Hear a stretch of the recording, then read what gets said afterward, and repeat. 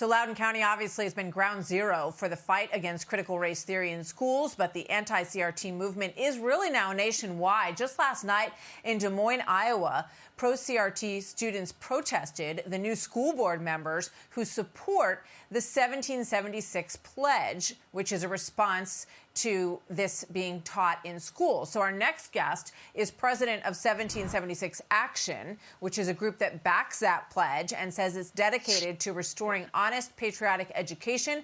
Adam Waldeck's group has helped flip seats in school board races nationwide. Adam, thank you very much. Good to have you here today. What's your reaction first to the story that Griff just reported about this superintendent in Loudoun County? Basically, the charges that he covered up what a student had done, shuffled him off to another school, and then he did it again. You can only imagine what these families feel like when they're hearing all of these details that they never knew. Sure. Well, yeah, thank you for having me, Martha. I mean, I guess it makes me think, first of all, I'm very happy that Jason Miara is about to be sworn in as Attorney General, because for a long time, whether it's in Loudoun County or other places around the country, there's sort of the Terry McAuliffe vision of school boards, which is, no accountability from parents, and so finally there's a light being shown on this, and we can get to the bottom of it. So voters spoke. They were horrified by what was going on, whether it was that sexual assault or it was the curriculum. And now finally things are going to start changing.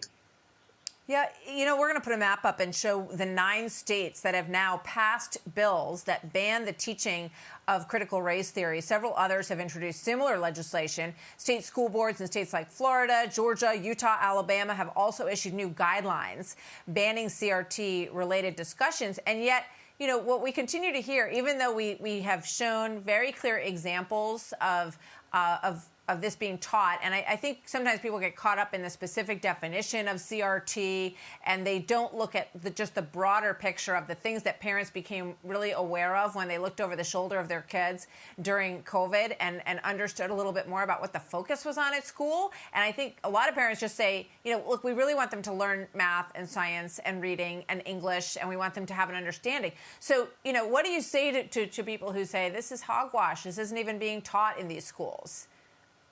Sure. Well, it's a lot of semantics and a lot of word games. You mentioned a minute ago, last night in Johnston, Iowa, which is right outside of Des Moines, we supported 3 candidates there for school board. They signed our 1776 pledge. They flipped the school board. They defeated the president and vice president. And so we have all these people that are all upset about it, basically arguing with the air, trying to make cases that, we should teach, truthful history. It's like no one's arguing with that. And so last night you have people that are saying, CRT isn't taught. This is just a made-up right-wing conspiracy. Yet last night at the march in Johnston, Iowa, they were chanting, hey, hey, what do you say? Critical race theory is here to stay. So it's sort of like, which is it?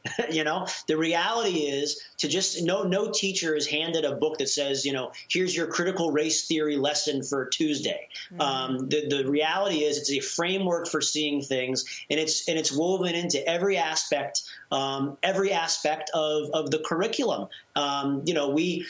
There's a teacher in Connecticut who recently resigned, and she teaches 2nd grade. They don't have history, okay? There's no history block for 7 and 8-year-olds, but they have books that are just regular books about, just random stuff where they sit there and they have to proactively ask the students, hey, do you see the race of making sure that they see the race of all the different characters so that they can see the differences and point out the differences. Sad. So that's the way that so sad. Those kids probably don't look at anything that way, and to put them in that situation is really sad. And as I always say in these segments, I mean, we really need to be #1 in math and science and reading, and then we can start, discussing and debating whether or not we want to bring in other things. But we're so uncompetitive in our public school system that I think that's what's got these parents really fired up, because they see the failure and they just want their kids to be taught the material that they need to know to be competitive in the world. Adam, thank you very much. Good to have you with us today. Thank you. Happy Thanksgiving. You too. Happy Thanksgiving.